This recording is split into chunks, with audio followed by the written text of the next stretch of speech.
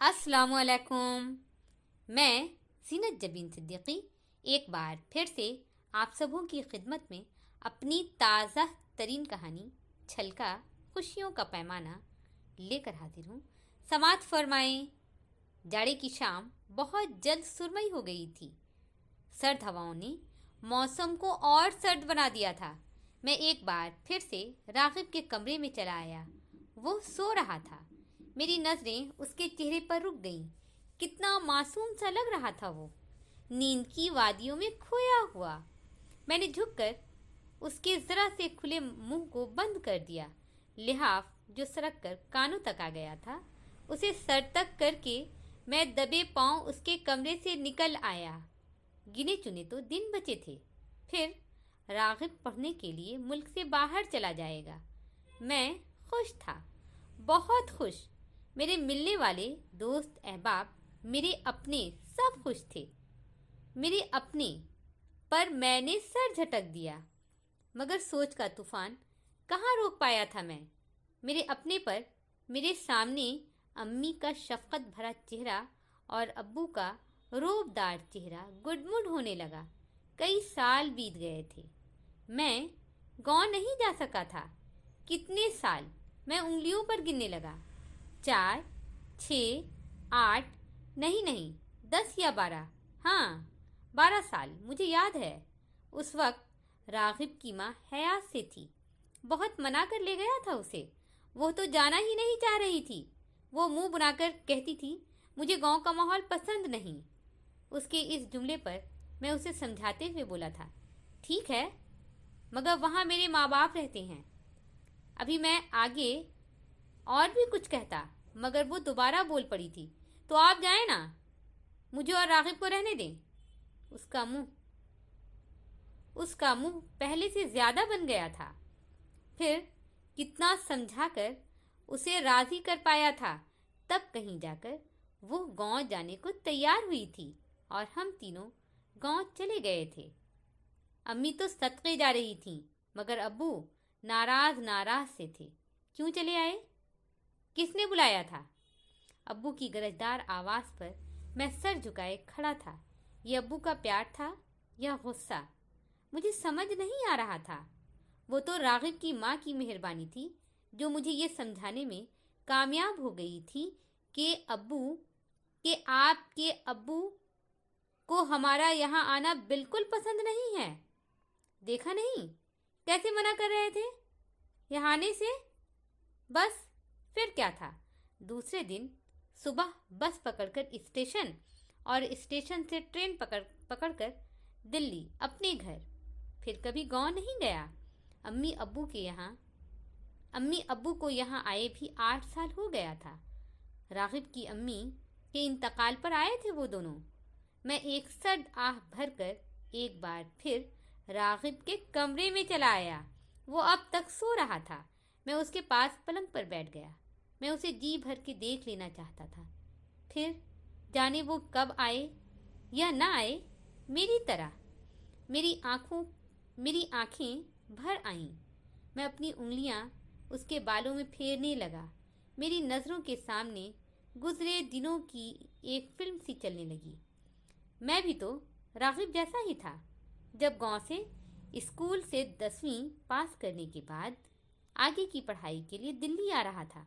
ابو مجھے چھوڑنے اسٹیشن تک آئے تھے۔ سامان برتھ کے نیچے رکھ کر وہ میرے پاس ہی بیٹھ گئے تھے۔ وہ بہت تھکے سے لگ رہے تھے۔ مجھے کتنی ہدایت دے رہے تھے، وقت پر کھانا کھانے کی، پڑھائی میں دل لگانے کی، نمازیں نہیں چھوڑنے کی، صبح جلدی اٹھنے کی اور پابندی سے خط لکھنے کی۔ ہاں، جب میں دلی آیا تھا اس وقت ابو کے پاس موبائل یا PNT کہاں تھی؟ تب تو میں خط ہی لکھتا تھا اور میں ابو کی ہدایت پر سرخم کیے صرف جی بہتر ہی کہہ رہا تھا۔ آخر میں ابو نے میرے سر پر ہاتھ رکھتے ہوئے کہا تھا، اگر ہمارے گاؤں میں کالج ہوتا تو میں تمہیں خود سے الگ کبھی نہیں کرتا، مگر کیا کروں؟ وہ اتنا کہہ کر چپ ہو گئے۔ میں ان کی آنکھوں میں دیکھنے لگا تھا۔ راغب جو ان کا خاصا تھا، मुझे उनकी आंखों में कहीं नजर नहीं आया। नजर आया तो सिर्फ नमी। मैंने वही नमी अपनी आंखों में महसूस किया तो फौरन मेरी हथेली मेरी आंखों पर रुक गई। मेरे आंसू निकल रहे थे। आंसुओं के कुछ कतरे रागिब के चेहरे पर गिरे तो वो हड़बड़ा कर उठ बैठा। पापा, आप ठीक तो हैं ना? वो मेरा हाथ अपने हाथों में लिए पूछ रहा था। हाँ, बिल्कुल ठीक हूँ। मैं हौले से मुस्कुराया। फिर ये आंसू? वो अपनी उंगलियों से मेरे आंसू साफ करने लगा। मैं चुप रहा तो वो फौरन बोल पड़ा। अच्छा, समझ गया। मैं जाने वाला हूँ, इसलिए आपके आंसू निकल रहे हैं। मगर पापा, मैं ज़्यादा दिनों के लिए कब जा रहा हूँ? पढ़ाई मुकम्मल होते ही लौट आऊँगा। रागिब मुझे समझा रहा था। मुझे लगा मैं ट्रेन के उसी डब्बे में अब्बू के सामने खड़ा उन्हें दिलासा दे रहा हूँ। मैं भी तो कभी ईद पर आऊँगा कहकर, कभी गर्मी की छुट्टी में तो कभी पूजा की छुट्टी में आने का कहकर अब्बू को बहला लिया करता था और अब्बू बहल भी जाते थे। मगर मैं बहल नहीं पा रहा था। मेरे तो आंसू निकल रहे थे। मेरा तो दिल बैठा जा रहा था। मुझे तो हर तरफ अंधेरा ही अंधेरा नजर आ रहा था। क्या मेरे अब्बू को भी मेरे गांव जाने के फैसले पर ऐसा ही लगा होगा? रागिब मेरा हाथ पकड़े मुझे कुछ समझा रहा था, मगर उसकी बातें मुझे कुछ समझ नहीं आ रही थी। मैं रागिब के पास से उठकर टेरेस पर आ गया। मेरे अंदर अलाव सा जल रहा था। अम्मी अब्बू का चेहरा आंखों में रुक सा गया था। कभी उन्होंने मुझे वापस गांव बुलाने के लिए जोर नहीं डाला था। अब्बू हमेशा कहते थे, तुम जहाँ रहो खुश रहो, और मैं अब तक अपनी जिंदगी में खुश ही था। तभी तो ये एहसास नहीं हो पा रहा था कि मेरे पीछे अम्मी अब्बू पर क्या गुजरी होगी। आज अगर रागिब को जाना नहीं होता तो ये एहसास उम्र भर नहीं होता। मगर रात का खाना खाकर मैं अपने कमरे में आ गया। पलंग पर लेटते ही गांव वाला घर मेरी आंखों के सामने घूमने लगा। बड़ा सा आंगन में अमरूद और आम के बड़े बड़े दरख्त। गर्मी के दिनों में अब्बू अमरूद के पेड़ पर झूला डाल दिया करते थे, जिस पर आसपास के बच्चे झूला झूलते थे। क्या अब भी वो अमरूद का दरख्त होगा? क्या आज भी आम वैसे ही मीठे होंगे? क्या अम्मी आज भी लकड़ियां जलाकर खाना बनाती होंगी? अम्मी को देखे भी तो 8 साल बीत गए थे। कहाँ जा पाया था मैं उनसे मिलने? जब मिलने का सोचता तो अपने खर्चों का हिसाब किताब करने लगता और आखिर में यही मुनासिब लगता कि जितना पैसा जाने में खर्च होगा, इतना पैसा गांव भेजकर बेटा होने का फर्ज अदा कर दूं। ये ज़्यादा बेहतर होगा। अगर रागिब ने भी यही किया तब? ये सोचते ही मैं घबराकर लेटे से उठ बैठा। लिहाफ परे करने के बाद मैं तेजी से रागिब के दरवाजे पर आकर रुक गया। रागिब! मैं दरवाज़ा नॉक करते हुए पुकारा। रागिब ने फौरन दरवाज़ा खोल दिया। क्या है पापा, आप ठीक तो हैं? वो मुझे देखकर घबरा रहा था। हाँ हाँ, ठीक हूँ। मैं दरवाजे पर ही खड़ा रहा। अंदर तो आए। वो ज़रा सा हटकर मुझे रास्ता देता हुआ बोला तो मैं बुझे कदमों से अंदर चला आया। मैं सोच रहा हूँ तुम्हारे जाने से पहले एक बार गांव हो आऊँ। मैं बेड पर बैठकर बड़े प्यार से रागिब को देखने लगा, जिसके चेहरे का रंग गांव के नाम पर बदल कर रह गया था। मैं चुपचाप उसे देख रहा था। 2-1 दिन में वापस आ जाएंगे। मैं उसे मनाने लगा। ओके, जैसी आपकी मर्जी। रागिब मुस्कुराकर हामी भरा तो मैं भी मुस्कुराता हुआ उसके कमरे से निकल आया। वक्त मौसम की तरह बदल गया था। पहले मैं गांव जाना नहीं चाहता था और अब मुझे अपने माँ बाप से मिलने का बहाना चाहिए था। मुझे अकेले गांव जाने में शर्मिंदगी महसूस हो रही थी। कितने साल तो यूं ही खैर खैरियत पूछते पूछते ही गुजर गए थे। अब उनसे मिलने के लिए बहाना ढूंढ रहा था। रागिब को मना रहा था। मुल्क से बाहर जाने से पहले उसे दादा दादी से मिलवाना चाहता था, या उसके बहाने मैं खुद मिलना चाहता था उनसे। दूसरे दिन हम दोनों शाम वाली ट्रेन से गांव के लिए रवाना हो गए। स्टेशन से बस पकड़ ली। बस गांव के बाहर वाली सड़क पर उतार कर चलती बनी। मैं और रागिब अपना सामान उठाए कच्ची सड़कों को पार करते आगे बढ़ रहे थे। मेरे कदम बोझल से हो रहे थे। अम्मी अब्बू का सामना करना मेरे लिए बड़ा मुश्किल था। पता नहीं अब्बू का रवैया कैसा होगा। हम दोनों खेतों के बीच से गुजर रहे थे। खेतों को पार करते ही मकानों का सिलसिला शुरू हो गया। कई कच्चे मकान पक्के हो गए थे, कई अब तक कच्चे ही थे। लोग आ रहे थे, कई आने जाने वाले पहचान कर सलाम कर देते तो कई चुपचाप निकल जाते। मैं घूमकर रागिब को देखने लगा, जो कानों में हेडफोन लगाए और हाथ में बैग उठाए चला आ रहा था। मैं अपने घर के सामने आकर रुक गया। मेरा घर। मैं इस घर को निहार रहा था, जो कभी बड़ा खूबसूरत हुआ करता था, सफ़ेदी में नहाया हुआ, मगर अब दीवारों से सफ़ेदी गायब थी। सेहन के एक तरफ की दीवार गिरी हुई थी। मैंने चोर नज़रों से रागिब को देखा। वो मुझे ही देख रहा था, जैसे पूछ रहा हो, ये है आपका घर? हाँ, यही है, चलो अंदर चलते हैं। मैं ये कहता लकड़ी के दरवाजे को छोड़कर गिरी दीवार को फैलांगता सेहन में चला आया। इन गिरी दीवारों को फिर से खड़ी करूँगा। मेरे दिल में एक नई सोच सर उठा रही थी। पैरों की चाप पाकर अम्मी कौन है कहती सेहन में आ गईं। हम दोनों को देखकर उनके कदम रुक गए। शादाब मेरे बच्चे, मैं इतना ही सुन पाया, क्योंकि उससे आगे वो बोल ही कहाँ पाई थी। उनकी आवाज़ तो भरा गई थी। मैं गौर से उनके चेहरे को देख रहा था। कितनी झुर्रियाँ आ गई थीं, आंखें अंदर की तरफ धंस गई थीं, या मेरी राह देख देख कर थक गई थीं। मैं अपना सामान छोड़कर उनसे लिपट गया। कौन है? अंदर से अब्बू की आवाज़ आई।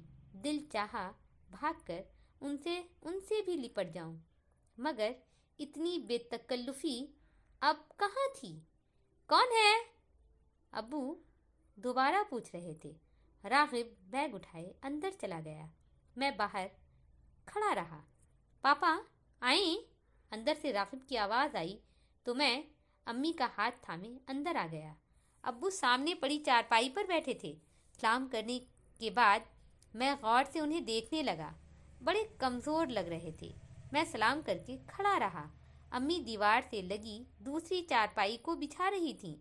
उसे बिछाने में मैं उनकी मदद करने लगा। रहने दो, ये काम वो रोज़ करती है, आज भी कर लेगी। अब्बू का लहजा बड़ा तीखा सा था। मैं फ़ौरन 2 कदम पीछे हटकर खड़ा रहा। अम्मी चारपाई बिछा चुकी तो मैं उस पर बैठ गया। आने में कोई परेशानी तो नहीं हुई? बस में सीट तो मिल गई थी, या खड़े खड़े आना पड़ा? अब्बू रागिब से पूछ रहे थे। नहीं, आराम से आया हूँ, सीट मिल गई थी। मैं रागिब से पहले बोल पड़ा। वाह, बहुत आराम से?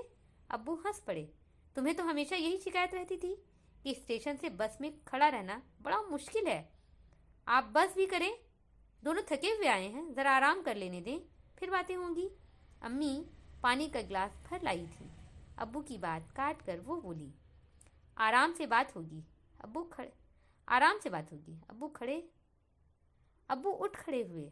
आराम करते करते इनके जाने का वक्त हो जाएगा, फिर करते रहेंगे इन दीवारों से बातें, हमेशा की तरह। अब्बू पैर में जूता पहनकर बाहर निकल गए। शायद उनकी नमाज का वक्त हो गया था। मेरे दिल में एक कील सी चुभ गई। रागिब ने कनखियों से मेरी तरफ देखा, जैसे पूछ रहा हो, मेरे जाने के बाद आप भी दीवारों से बातें करेंगे ना? मैं पानी पीकर सेहन में आ गया।